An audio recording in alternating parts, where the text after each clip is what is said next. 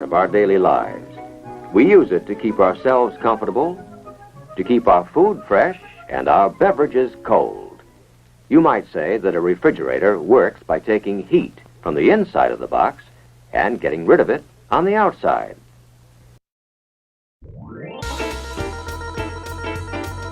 Welcome to Did You Know, the ESCO HVAC Show.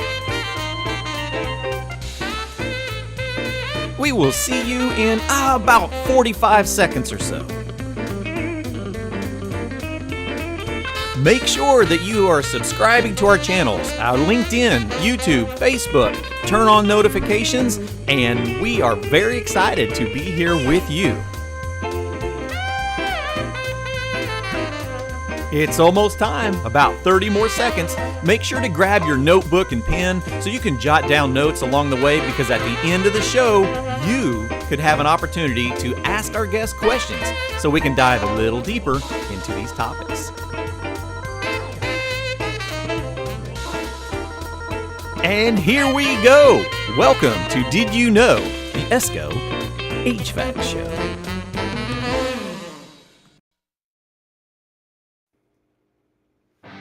Welcome everyone to Did You Know, the ESCO HVAC Show. So we've spent a lot of the time over the last few months talking about changes in the industry and how refrigerants are progressing and how equipment are going to go through some pretty significant changes in our SEER 2 ratings come first of the year. As you are starting to feel, a lot of this is really a build-up for your personal awareness. It's what we're here for.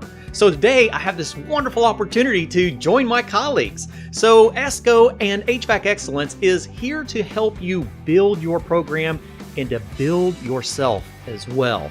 So today we're going to start on one component of a multiple piece series that's really going to be about instructor resources and helping you understand that map for an instructor. Because there are many of you, as new instructors, you're often handed a set of keys and told to go teach an HVAC program without any roadmap, without any competencies, and not really exactly sure of everything that you need to go over. So to make this job easier, HVAC Excellence has already constructed this map for you. We did so by assembling teams of subject matter experts from across the country and representing various segments of the total HVACR industry. So the result of these efforts are a job and task analysis document providing details on different aspects of the work done in the field to help identify the elements of the occupation so that they can be classified as individual jobs. And each job is then broken down into a list of tasks and competencies. So when we start diving into that, what does that all mean? Well, we are going to break down at least a component of that for you today. So we're going to talk a little bit today about instructor resources for improving student outcomes. So thank you all so much for joining us today, and welcome, Randy, Eugene, Howard. It's going to be a good time, and it's going to take all of us, because we've mentioned this before. It takes a village to raise up a pupil, right? So the beautiful part of this entire experience of ESCO and HVAC Excellence is the vast scope of information and experiences and talents, all for one purpose: to improve the learning experience from everyone's experience and everyone's perspective. So let's spend a little bit of time talking about the basics for understanding education and why we approach education from a perspective of not just fundamentals, but real life field experience. Randy, you are definitely the one to dive into the analytics behind the educational fundamentals. So could you tell us a little bit about what you have seen in the industry? Okay, a few years ago I did a presentation at our conference, and this slide is based off of the research I've done. And if you look at it, the amount of return no-fault items found by the manufacturers is pretty high. It's massive. Is massive, yes. And residential is being the highest. And one of the reasons we found for this is that there's not as much training on the residential end as you have when you get to the higher commercial end. The I can see monies that. aren't there. Right. Most of the training for the residential components are usually done at the local supply houses as far as staying up to date. But when you get to the commercial end, the technicians are usually sent to the schools for Carrier, for Train, York, whoever. They host their schools at the factories on those items. So the technicians are better trained than, say, your average residential technician. So the level Now, of if you look education at is these progressing percentages, along the way. yeah, the level of education is definitely progressing. Now, these percentages were from a couple of years ago. And since then, we've had COVID and now the Sure. introduction of SEER 2. These percentages have been changing dramatically. Oh, I can see that. And if you look at the amount of electronic components that are being introduced into the residential market today because of SEERS 2, it's going to increase. Oh, well, yeah. We So, talked to Reem just a few weeks ago about the amount of equipment that's moving away from single stage contactor driven equipment.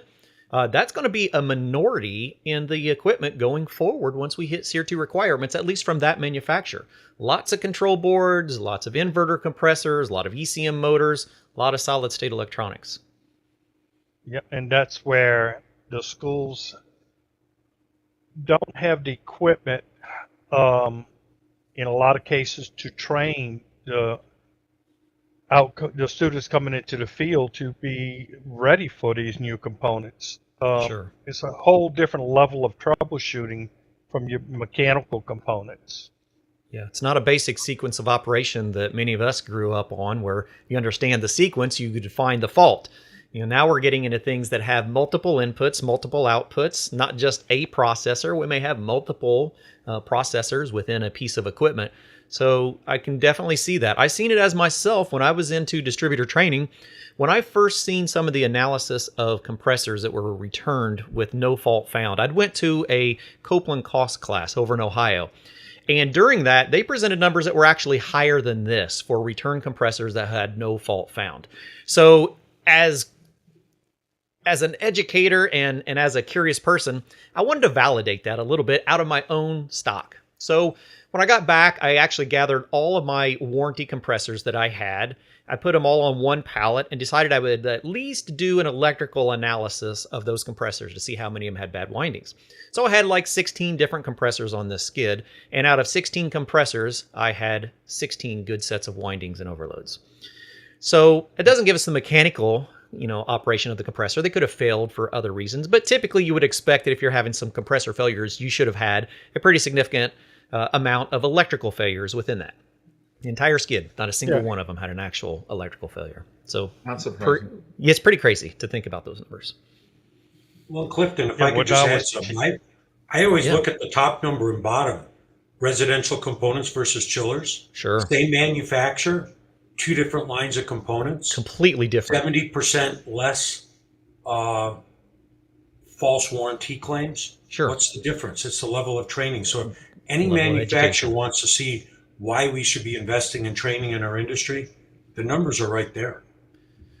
So speaking of those progressive levels, so we're seeing a difference in warranty items based on entry-level education versus advanced levels of education. So Howard, can you tell us a little bit more about those different transitional levels of education that can be seen in the industry? I'd love to, and thank you.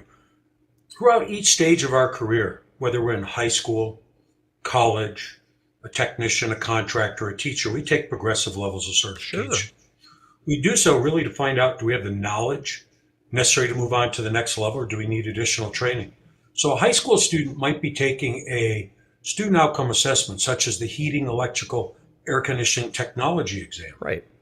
They move on to a community college, trade school. They might be taking employment ready tests, which are 17 different disciplines, specific certifications, which test your knowledge, see if you have the retained knowledge necessary for employment.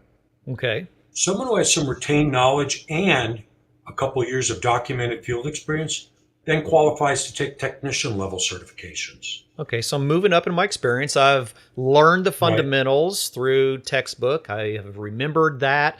I've gotten to a point where I've had a little bit of hands-on experience. Now I'm to a point where I can actually see if I can test out on some of these components. Right, but this is where it gets interesting. When you Hmm. transition from the field to the classroom, you need to have a much deeper understanding of the physics and the theories in Sure. order to effectively teach something. Knowing something and being able to teach something are two different Well, that's a skills. different one. Mhm. So at HVAC Excellence, one of the things we do, we offer progressive levels of certification. What I think is important for people to understand, while the questions are more difficult as you go through more progressively difficult tests, the higher the level, Right. they're all based on the same competencies, which gives us some real tools, which is, I think, what you're diving toward. How do we evaluate, is the problem with a student, group of students, or is it instructional design? Okay, so as we're building into higher levels of assessing, we're just expanding on the fundamentals. So we're not changing the learning set. We're just advancing the components of those learning sets. Correct. Okay. All right. Now we're starting to make some sense. So, how do we go about doing evaluation on programs? We have some statistics. Now, somebody tell us a little bit more about what these mean. Well, we were looking at tools to help instructors become more effective. Sure. And one thing I've always said was, if a teacher doesn't know something, they can't teach it. If they don't teach it, the students can't learn it. If the students Right. don't learn it, they can't do it. And one thing that's really interesting is we have, as Howard mentioned, these exams that measure the knowledge, the retained knowledge of students, but we also have exams that are set forth to evaluate instructors. So we certify technicians and we credential instructors. And for the most part, the performance of a student in a particular content area mirrors that of the instructor. So as the Makes sense. instructor's level of knowledge and understanding increases, they become more effective teachers, and it trickles down toward students. So what you're looking at right now is an electrical exam given at the student level and an electrical exam given at the instructor level. Now, as Howard mentioned, the questions are more in depth at the instructor level, but the basic competencies Right. are the same. So for the most part, if you look at category by category by category, you'll see that a student's performance very closely mirrors that of the teacher. Pretty fascinating, So, isn't it? yeah, so if you look, electrical components, 71%, and these are average scores over a long period of time. Sure. So you look at electrical components. So the instructor had a 73% correct response on electrical components, but the students had a 71%, very close. Electrical meter usage, again, very similar. And what's really, really interesting is you'll see some discrepancies, and we'll talk about them a little bit later. But if you look Mhm. at that electrical safety line, right, an instructor It's a big was difference. scoring 76%, Sure. whereas a student, the students were getting 94%. So And what are we seeing there? yeah, well, think about that's kind of interesting. The students outperform the teacher. Is it because they're focusing on the curriculum more? Yeah, they're focusing on the textbook, on the written content, on Right. what the teacher is teaching. Not just what I think I know, Yeah, or I'm but- pretty but sure what- I understand this. Absolutely, but what's even Okay. what's really interesting about this, though, Clifton, is think about when we were in the field. Yeah. Did we always wear our safety glasses? Did we always turn the electrical power off before we started diving in? When we moved from the field to the classroom, we actually started teaching things that we ourselves did not do. We're teaching practices that we did not exercise ourselves. So I have a in- pair of in- linemen's on this shelf as a reminder of that exact practice. what They're- happened? You burned They're your power linemen's up? that got turned into wire strippers. Gotcha. Yeah. Gotcha. Had Yeah, them so for if you look, 20 years. Yeah, and it takes one of those episodes to drive that home. Sure. But this is a perfect example. We have teachers getting 76% correct on electrical safety, but our students are getting graded in a class, in a course, on their performance. They're following And curriculum. if they're taking a practical exam and they do something unsafe, at least in my school, their practical exam ended. So they had to learn and they had to demonstrate electrical safety. So that's a really interesting situation there where we see the students actually outperforming the teachers. It does work the other way around. We'll see in a little bit where the teacher does really well and the student doesn't, but we'll talk about that soon. But for the most part, Yeah.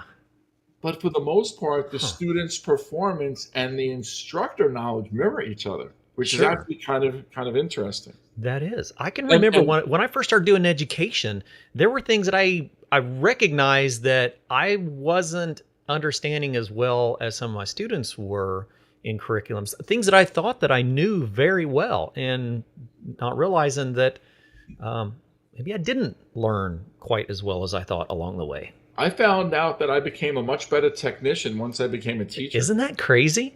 I can think honestly Randy could say say that I became the best technician that I have been when I got rid of my tools and started Absolutely. actually learning how to use everything. Yeah. And Oh. but by the way, these reports, if you're a proctor, well, you can actually generate these reports and you could compile data based on your student performance On these your exams. particular assessments. That's Yes. what amazed me when I was first shown this is, this is all bundled information and averaged over a long period of time over many assessments, but you can look at your own personal evaluations and see how your assessments are comparing to your student assessments and comparing to standards.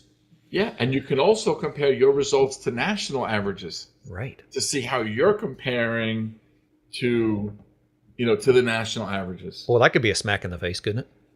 in a but- good way. But you in a know very what? good way. Clifton, if you find that you're underperforming, then that just Right. gives you motivation to get more professional development. That just is to become exactly better right. at what you do. Sure. A lot of teachers teach in a vacuum. Yeah. They show up to school, they teach, they leave. So they really don't associate with their other faculty members, especially part-time teachers. They have their real job during the day. They come to school Right. at night, they teach, they leave. They have no idea what other teachers are doing, let alone other teachers In other across the states. country. Yeah. Wow. Even when we're looking at something as simple as air conditioning, should be the foundation. It should be the one piece of equipment that every technician knows well, right? I'm seeing some 3/4 knowledge acceptable in places where you would expect it to be much higher. Clifton, if I could just add something, I mean, there is a problem where not everyone understands fundamentals, Sure. the basics. But I think that even when you look at it, you might be, I'll just pick a southern state where all you did is work on heat pumps. And you can be the best heat pump contractor, but now you're expected to teach 17 different disciplines. If we went to medical school, we'd have 17 different doctors, Yep. not one. So we're asking teachers to become subject matter experts in a lot more areas than is really realistic in most cases. Sure.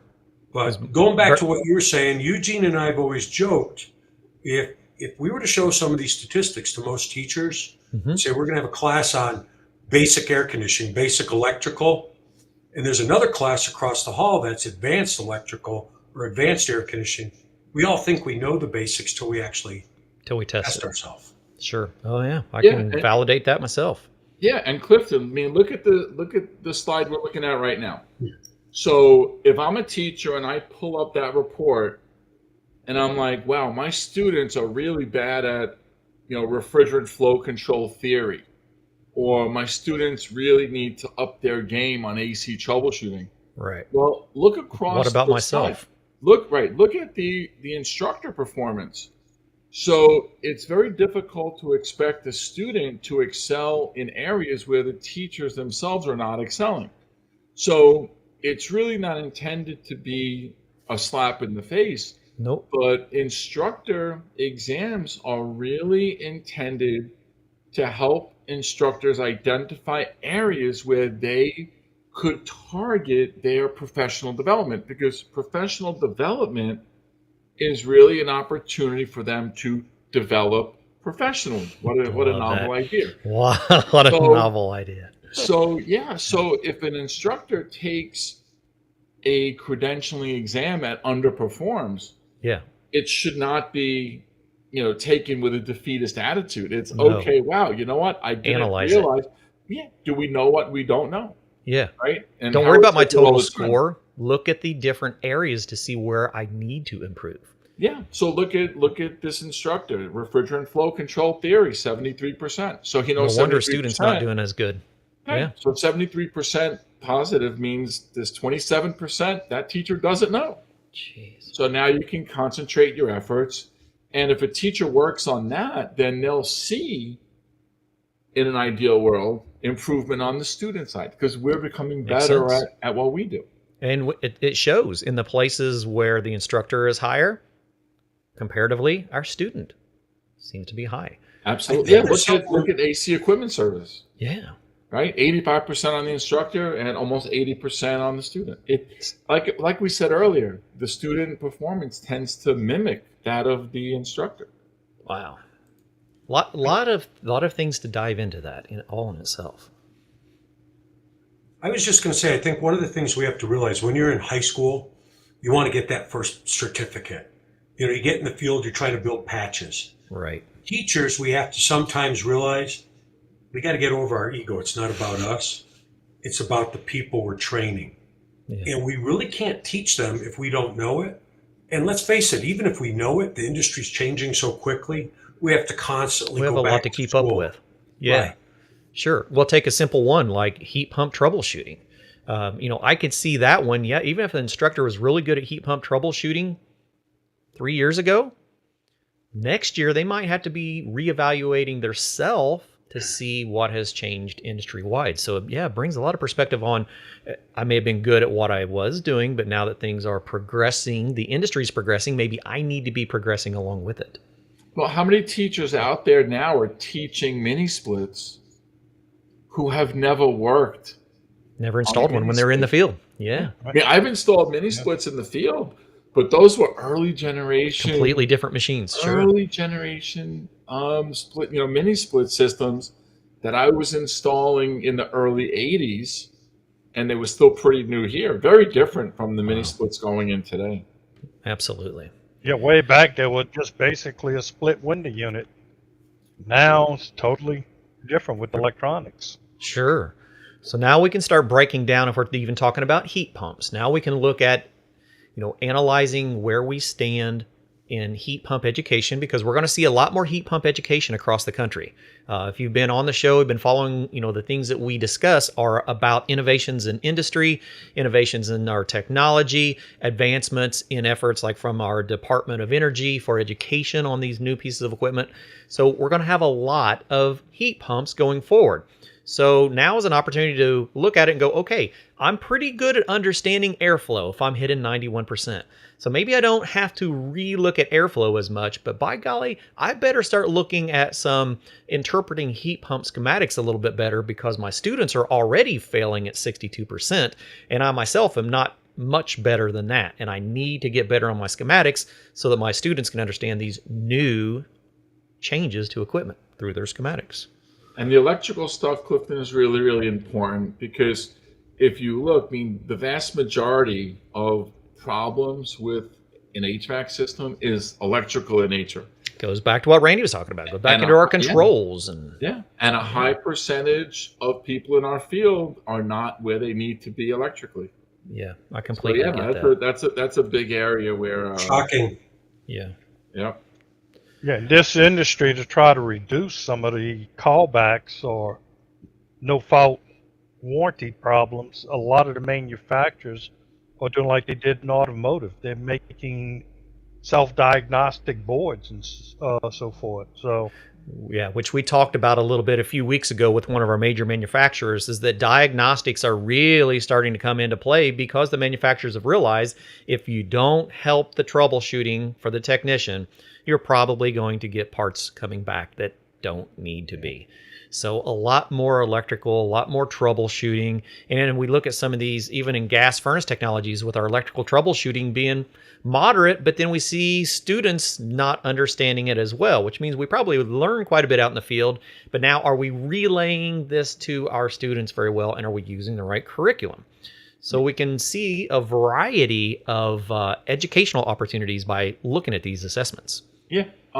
Yeah. Take a look at this one. This is an interesting one, because if we just look at the left side, we look at the student performance and we look at heating system and components, and we see that students are performing at a 68%. Well, without the right-hand side, we could say, well, based on what was said earlier, where the student performance mimics that of the instructor, we would say, oh, well, that means that the instructor doesn't know heating system and components. But now looking at the right-hand side, Cool. we can see, It's well, not the hold case. it. This teacher, He knows. right, scores 84%. Right. So this is a golden opportunity, if we know what the students do and we know what the teachers do, to identify where the logjam is. Because, and when I talk about logjam, I'm talking about Yeah. a logjam of information. Okay. If a student underperforms and an instructor underperforms, then that teacher needs more professional Personal development on development, that topic, all right, on the content. But if you look at this one, you'll see that the student performed at 68%, but the instructors performed at 84%. Would it be a delivery? So, yes. So the instructor knows the content, but the student's not getting it. Not receiving. So, yeah. So now the logjam is not information from, into the teacher, but the logjam is the transfer of information from the teacher to the student. So now this teacher would need professional development on delivery. Or maybe equipment. Maybe they've not recognized that they don't have the proper equipment to teach the principles on. Yeah. The problem is between the teacher, which could include the teacher, the classroom, the lab, right, and the student. So the logjam is not from industry necessarily to the teacher. So by evaluating both the students and the instructor, we can identify where the logjam is. And then we can help teachers, again, customize professional development opportunities for them that are going to help them in the areas that they need it. It's not a one pie for everybody. It's Absolutely let's take not. a look at the slices of the pie and see which one you need. That's all. And that even changes. Yeah. That even changes a little bit when you have a different group of students because of their backgrounds, and so the method of teaching may have to change with the group of students you have. Which we're seeing with our generational changes. So it might not, in this scenario, it might not be that the instructor needs more development on information. Maybe it's delivery of the information. Wow. Well, yeah, and the teacher really needs to be able to adapt. Yeah, exactly. And this is something these help charts show you. don't show, though, is one of the biggest. Here, we all talk about how teachers don't have enough equipment, tools, funding. One of the things they lack, I think, most is time.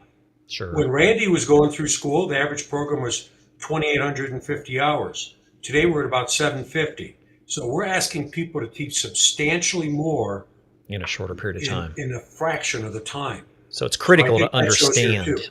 Yeah. That evaluation is so what's important. bad too, the technology is increasing. Yes. So they're doing just the opposite. You should be allowing more time to teach the competencies because they're getting more technical. Sure. You're coming out with more equipment, and it's actually reverse. Instructors have less time to teach. Well, this is a fascinating one that I've seen when we start talking about changes in technologies and understanding. Does anyone have any thoughts on the combustion theory? Because I'm kind of hung up on this one a little bit. Oh, man, big time. So, again, think about the safety issue that we were talking about earlier. Most people that were in the industry or are in the industry have not received formal training in our industry. Yeah. So when I was a field technician and I was brought up on Long Island, New York, and we had a lot of areas that relied on oil heat. Sure. So I didn't have any formal training on oil heat. So I couldn't tell you anything about combustion other than when you sent oil into the combustion chamber, it ignited and you made fire and a lot of smoke.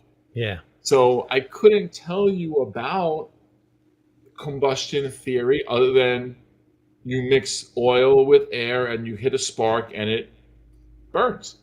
So But it goes now- very much back to like Randy was saying about knowing how things are changing and getting the correct education for the things that you're teaching. But now, but now, Because look at those students. but yeah, when I was teaching, when I was teaching my associate's program on Long Island, Mhm. I'm teaching combustion theory. Hmm. So my students needed to learn about combustion theory if they wanted to get the answers to the questions correct. Exactly right. So now here you are, you're looking at something that we as technicians in the field did not really concentrate on. No. But now our students are, because they're going to school to get formal training on HVAC Sure. and they're learning it. So this is a perfect example where our students are outperforming the teachers. Oh, 100%. But if Which I is- can add something here, Eugene, we always talk internally about you can't teach what you don't know. Yeah. But There you go. 91% of systems, according to energy studies, remain untested for combustion efficiency. Yeah. Do we see why now? Yeah. You know, Absolutely. you can't do what you never learned. You can't teach what you don't know. Yeah. Aren't we really talking about instructors need the tools to find out what they don't know so they could become more effective instructors and put out better quality entry-level technicians? That's to me what it's all about. Well, how many heating technicians do you speak to that say, oh, I could set up an oil burner by looking at the flame and listening to it? Right? It might How have do been you- me when I was in the field. How do you look at an oil burner flame? Well, you have to open up the peephole on the burner, Yeah. in the combustion chamber. And now when you close it, you just change the Change the air airflow. Yeah. So I did it that way for 7 or 8 years before I learned that I was doing it wrong. So here's a prime example. We didn't work on a lot of oil, but when we did, if we had no formal oil training because we didn't have very many in our area, but every once in a while we would get one, and most contractors would say, no, we don't service those. And so we had some of our customers that we would at least clean and do what we could. Unfortunately, I would have fell into that category in oil if I was to be teaching oil. Because I didn't understand the principles the way I knew combustion theory in general, but for an oil heat, I didn't understand the technology, like Randy was saying, the differences in equipment, but my students would have been learning because I was using material. So wonderful example of having the proper tools. All right, Eugene. This is just a tool for us. As much as technicians, we love our tools. Here is a tool when we enter the instructional realm. All right, what do we got on electric heat? Let's look at where we stand for teaching electrical heat. In general, not too bad, except for heating systems and components. Yeah, but this is a perfect example, Clifton, because students are underperforming, but teachers are as well. So this is an example where we could say, okay, this teacher needs professional development in the area of heating systems and components. Exactly. I look at one additional thing here, though. How many teachers would say, oh, my students got a 100-question test on electric heat. Students got 100, got a 75%.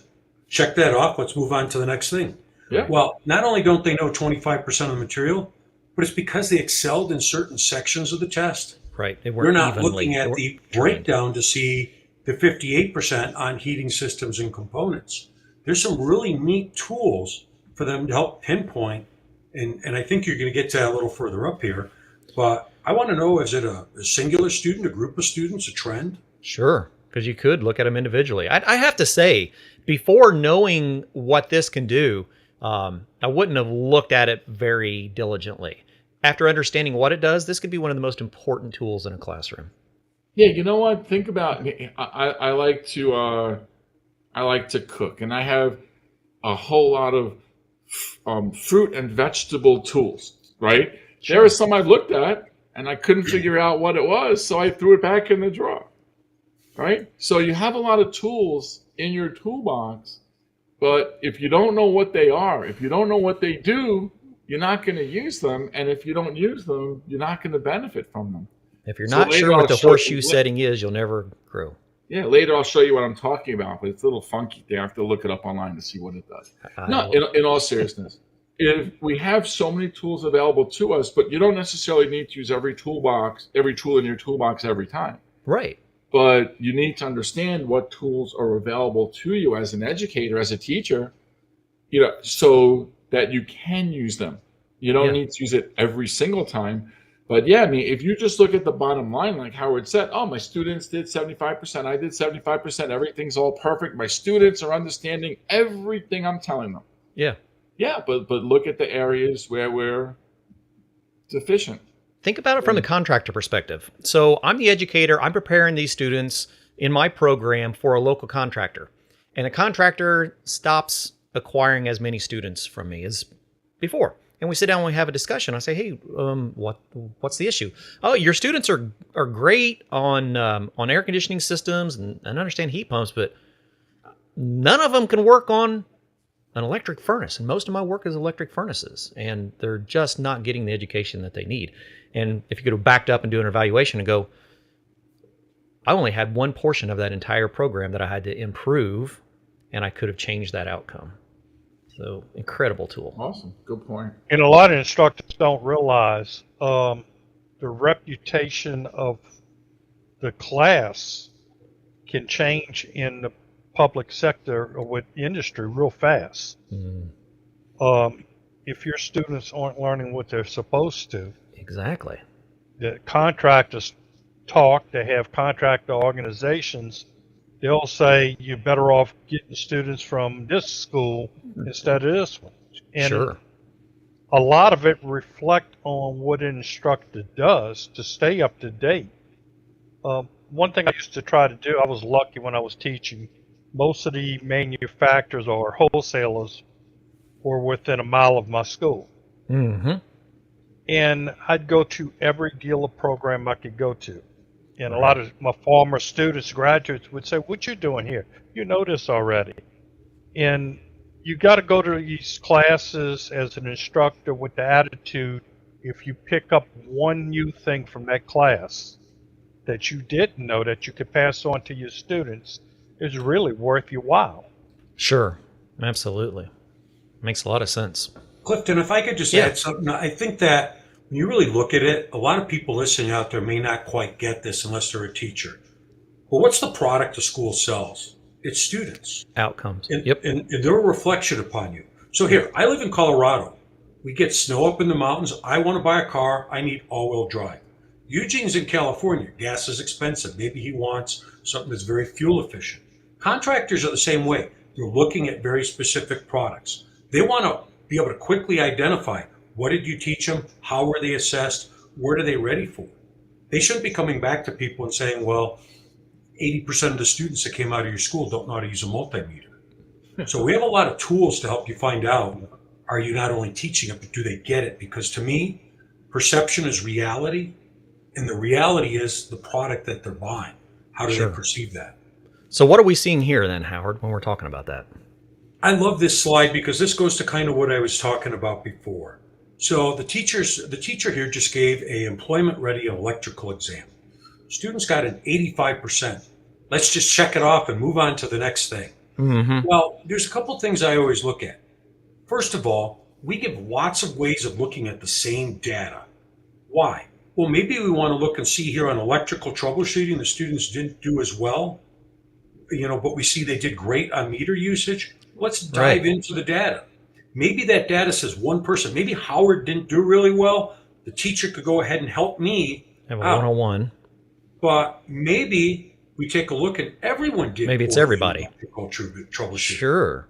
Now, the second question is, when did we last teach electrical troubleshooting? Let's take a look at that data so you could pull a different report. The question is it with an individual?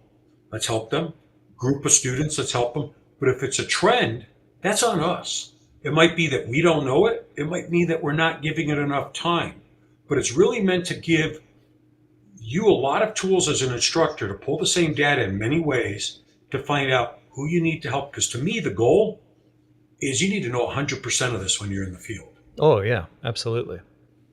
And so now being able to look at, what they're lacking when they leave the department. Right. What an amazing tool. Okay, well, a couple other ones to kind of take a peek at. When we start talking to the Department of Energy and we start talking about system of performance and system evaluation, it starts bringing a lot of conversations to the front about not just knowing the functionality of a piece of equipment, but understanding the capable efficiency of a piece of equipment and learning how to diagnose and troubleshoot properly. So this has got some interesting figures in it. Anyone comfortable in elaborating on this one? Well, when you get into the diagnostics end of it, the test covers the things that should be done in the field to actually make sure that the system is performing properly. And it's either that they don't understand the tools, to use of the tools to properly set up and get the performance right, because I think we have a slide on performance. Yeah, on actual later. Performance, because it kind of relates to when we're looking at, like, say, system charging. And we think about the performance of a piece of equipment. And to know that a system, to be at its optimal performance, it needs to be properly charged. And a lot of our equipment that we're going to be working with is critically charged. I mean, it is down to fractions of the ounces that it should be charged properly. But we can look at some of these assessments and realize that a lot of times we're not teaching proper system charge. So it goes into understanding the total efficiency of a piece of equipment. Yeah. In fact, talked about heat pumps earlier. Heat pumps are nothing new. I mean, they came out in the 50s with them and stuff, and they lost their rear on it, so the manufacturers quit making them. And then in the 70s, with the energy crunch, they started up again. Sure. Well, a lot of these manufacturers would not sell to wholesale. The wholesalers wouldn't sell to the dealers, contractors, unless they went to class on them, because the manufacturers didn't want to lose out like they did the first time around. And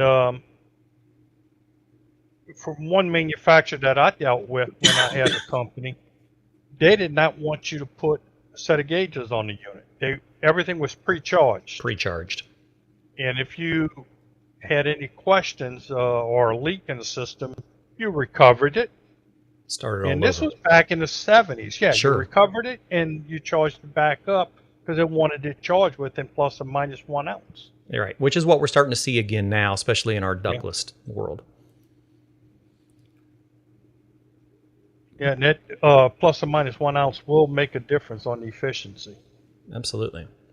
So when we start talking about charging and system performance, we can see that overall, we tend to lack in our education on understanding performance of systems. Howard has brought this up many times when we look at system performance, that it comes down to understanding proper charge, understanding proper airflow, understanding psychometrics of a system. And we've even done large-scale assessments, California primarily. Howard, do you have anything you can tell us about system performance and how it relates to the industry? Yeah, and so, Clifton, great question. See, a lot of people, they say, oh, I don't need to know psychrometrics. What is that? It's a technical term. No, it's the study of air. We're air conditioning technicians. We should know about air. I look at each of these. So here, according to a study done by the energy company, utility companies in California, 72% of the systems were found to be oversized. Well, let's move on. 68% improperly charged. Well, we got critical charging procedures, 66%. They don't know it. Here's why. 70% had inadequate airflow. We got a 4% on airflow. Then we had 91% of systems untested for combustion efficiency. Right. Great little story is, in 2001, Gray Davis was the governor of California. Everyone remembers the rolling brownouts in LA, the second largest city in America. And everyone's trying to understand what actually happened. And when they got done with all of the studies on it, the grid was built big enough for all the homes, businesses, and types of equipment. They found the number one culprit was improperly installed heating and air conditioning systems. They That's wound up us. creating something called the Strategic Plan to Reduce Energy Impact for Air Yep. Conditioners, and it's all because sizing, charging, airflow, psychrometrics, combustion efficiency. Sure. When I was growing up in the industry, it was there was a lot of emphasis put on understanding equipment functionality, so sequence of operation, proper performance, but the system performance was never the primary objective. It was almost a secondary objective. Now, on installations, yes, absolutely. And on system tune-ups, that's something we're going to dive into. But are we evaluating the system the way we are supposed to? And it's obvious that we really don't. And so we're going to see changes going forward. We've already seen things like with SEER 2, where we're changing our test design using M1 procedures, looking at real-life installation scenarios, because we have found that so many of these things that we expected were being taught properly over the last few decades actually weren't. And there's an exact reference to that. Yeah, that's a big issue, Clifton, because when we talk about system efficiency, it's the efficiency of the system. So I can buy a 20 SEER piece of equipment. I can buy a 20 SEER split air conditioning system. Mm-hmm. But once I install it, if I'm connecting that system to a 50-year-old duct system that was never properly designed or installed, For air conditioning to begin with. yeah, now, right, if the system's not sized right, if it's not installed right, if it's not, the whole 9 yards. But if I connect that 20 SEER system to a -5 SEER air distribution system, being sarcastic here, then I can't possibly expect to get a 20 SEER, a system operating at 20 SEER. And That's you exactly mentioned right. M1, with the SEER 2. The SEER 2 is really just compensating for real world situations. Lack of When proper we were- designs and installations. Yeah, It really SEER is. requirement, right. SEER, our original SEER rating was based on a 0.1 inch water column, 0.2 inch water column of the system, assuming that the duct system was proper. Right. But the SEER 2 guidelines now are really moving and shifting to indicate or create a more realistic expectation of what the system's going to do once it's installed. Exactly. So what's important for us all to realize is the equipment is the equipment, but we need to make certain that it's installed correctly, that it has correct airflow, that it's charged correctly in order to make the system work. I had an 86 Ford Thunderbird. I had a new engine put into it. It was still an 86 Ford Thunderbird with a new engine. It was not a brand new car. Right. The engine is a Component of the system. Yeah. So that's important that we realize that the system is everything, from return grill to supply register and everything in between. One thing that I have recognized in the industry is that we have seen a change in test instruments when we start talking about system performance. So I would hope that our programs are looking at things like smart tools and smart diagnostic instruments, understanding that not only our equipment has changed in our last 10 years, but our capability to do proper system diagnostics and performance analysis has changed a lot. So it keeps going back to, we have a lot more to learn and a lot more to educate in a shorter amount of time. So HVAC Excellence and ESCO are here to help lay out a map for you to become a much more effective trainer, to understand the curriculum that you need and the curriculum that you're delivering. And so we have a variety of resources to do that. One of which we just added on is Becoming an Effective Trainer by someone we might recognize on this panel today. Eugene, can you tell us a little bit about the design of Becoming an Effective Trainer? Well, when we have teachers that are seeking to get a Certified Master HVAC Educator credential, or CMHE credential, CMHE. highly coveted credential, basically validates that a teacher has that higher level of understanding of content. And where do teachers come from in our industry? We mentioned earlier Right out of the field that most of the the time. vast majority of technicians in our field have no formal training in HVAC. Right. Well, we get our teachers from the field. Yep. So now our teachers are technicians who are now put in front of a classroom. Learning a new skill set. So the challenge is now we have somebody standing in front of a classroom teaching concepts that they themselves might never not have been formally Had trained formal on, education. with no formal training on how to teach. Yep. So it's a challenge. So when teachers are getting their certified subject matter expert or certified subject matter educator credential, or they go for their CMAG, they are required to take a teaching methodologies exam. So that shows not only does a teacher have the technical knowledge, but they also know the methodologies. The delivery. Yes. So so a lot of teachers have problems with that exam because they haven't been formally trained on what goes on behind the scenes of lesson preparation, content delivery, understanding how learners learn, understanding the methodologies behind the teaching process to make it more valuable to them. So this course, we've been asked about this course for many, many years. And it took a long time to put together.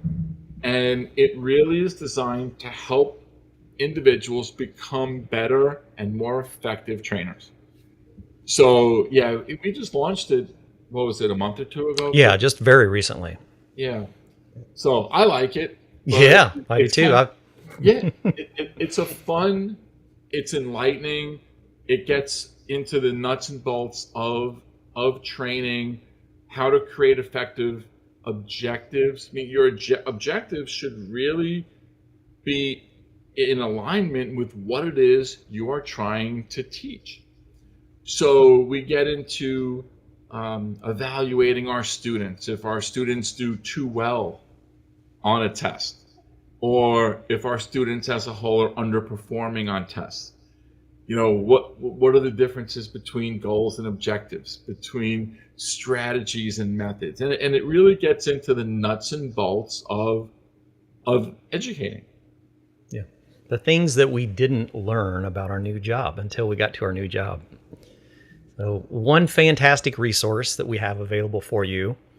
One of the questions that comes up quite often is, so I'm wanting to become a better trainer. I'm wanting to become a more effective instructor. And what are my resources? And how can I pay for things like this? And there are resources out there, which we dive a little bit deeper, and we will in one of our other sessions. But I'd like to at least touch on it a little bit today. Howard, you have any input on some ways to help fund personal development? We get a lot of people who say, I'd like to go to the National HVAC Education Conference. I understand I'm going to get firsthand information, but it's not in my budget. I have a very small budget. What can I do? Well, one of the easiest things is to look at, if you're a public school, the Carl D. Perkins Act. The Carl D. Perkins Career and Technical Education Improvement Act allows schools to purchase equipment, educational trainers, tools, test instruments, basically resources needed for career tech education. Sure. Well, one of the provisions of Perkins, especially if you're a post-secondary school, you can use Perkins funds for professional development.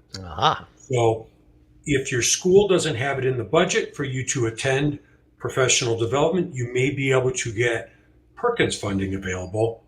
If I was at a community college, I would probably go find who's the Perkins coordinator, say, I'd like to go to this conference, tell me how to fill out the paperwork. I'll let you get all the credit. And that's just one of many avenues of federal funding grant opportunities. And speaking of the conference, anyone want to talk a little bit about the conference and things that you can expect to find? Because we're talking about all these resources and things that we have online, things that we can do for personal, professional development. What about being in person and learning all of these skills and these techniques from people who've already been down the road a little bit? I think we all three have something there. I'll just say this. We all don't realize how much the industry's changing until we show up at these events. And all this, when I say M1, SEER 2, A2L, it sounds like foreign language to a lot of people. Sure. And they, oh, that's years off. Well, SEER 2 is what, 20 days away now? To me, it means new equipment, okay? Sure. So I'm going to be forced to, whether you're a technician, work on it or teach on it, I'm going to be dealing with equipment that I've never worked on. So it's an opportunity not to get information down the line, but get it directly from those involved in the manufacturing and engineering design of it and get firsthand information. If I'm looking to incorporate new technologies, emerging technologies, become a more effective instructor, there's over 60 classes. But I think the best professionals in the industry. Right. And I think the biggest thing, we could talk for hours about the classes and the expo and all the great resources. It's being in the same place with like-minded people of the same job and exchanging ideas. To me, that's the most invaluable thing. With that, I'll let Eugene and Randy share a few things. Yeah, I'm just going to chime in real quick, and I'll turn it over to Randy. But this conference has been running since 2007. And I've seen the good, the bad, and the great. Or I should say ugly, but this conference, I've been to every one of the events. Obviously, before I joined the ESCO team and after. And yeah, man, the first conference I attended was the first year it ran at Circus in Las Vegas in 2007. Wow. And the conference has grown. Every previous conference is a learning opportunity, not only for the attendees, but also for us at HVAC Excellence to help make every subsequent year better and better and better and better, as evidenced by the attendance. I think the first year in 2007, Howard, it was 330 people. And now we're topping numbers close to 1,000. Right. And it's like Howard said, it's like-minded, forward-thinking individuals in various jobs and careers in our industry. So it's a really neat opportunity to go network, meet the people.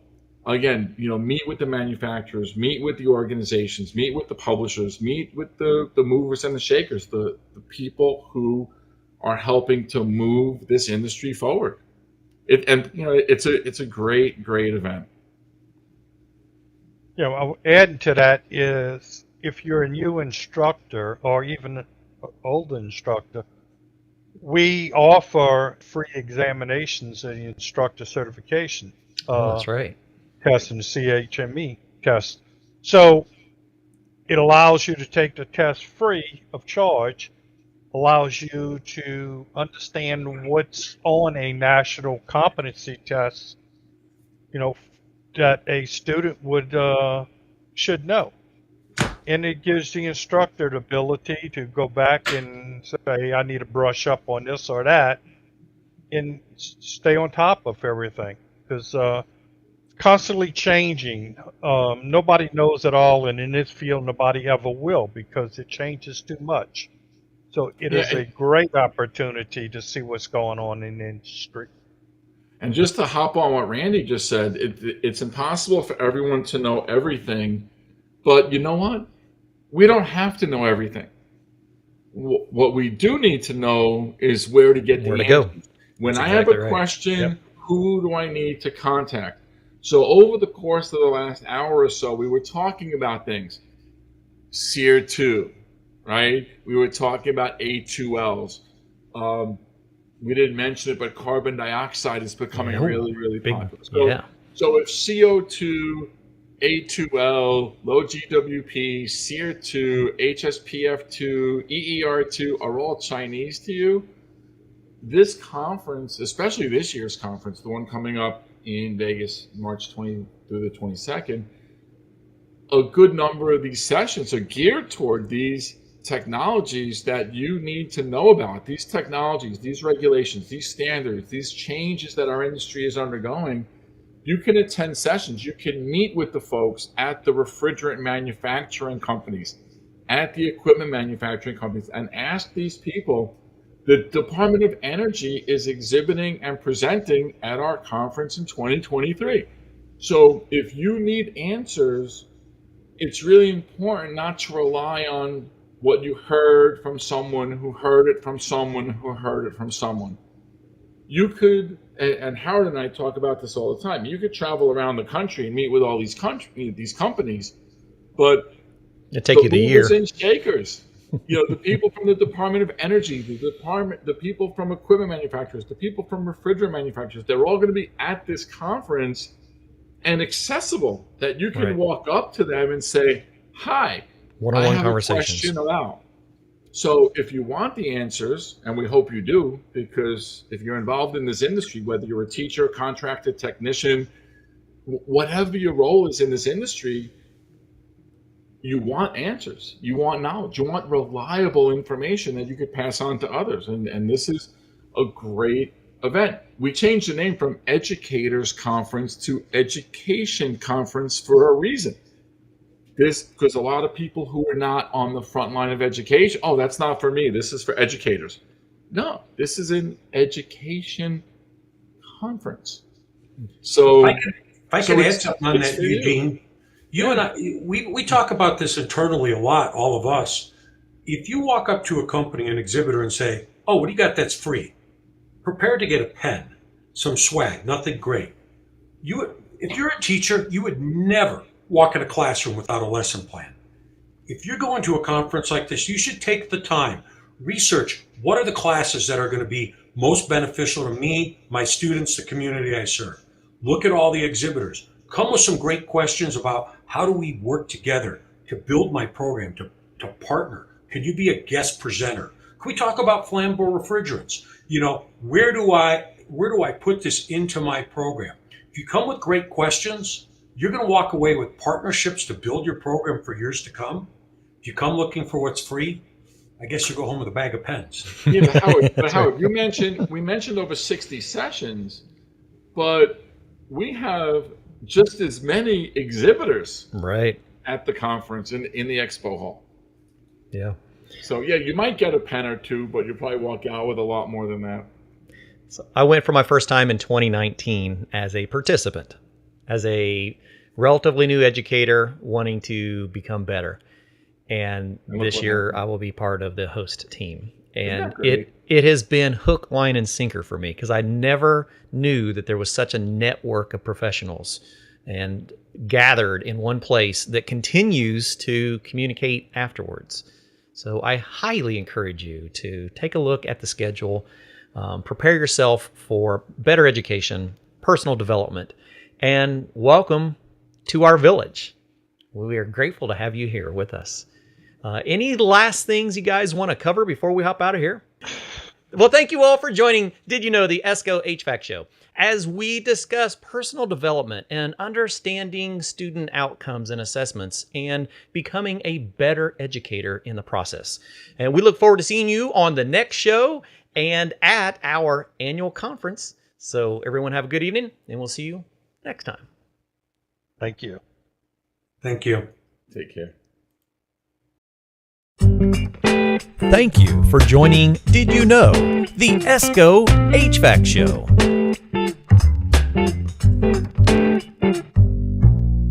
You want to see some of these great presenters in person? Well, then we'll see you at the National HVACR Educators Conference, where many of these guests will be presenting live classrooms, and you'll have a chance to interact with them. Would you like to watch this show again? Hey, no problem. Just head on over to YouTube to ESCO Institute. Do you have a topic that needs clarified about some kind of a change in the industry? Well, then let me know. See Beck at escogroup.org and we'll see what we can come up with.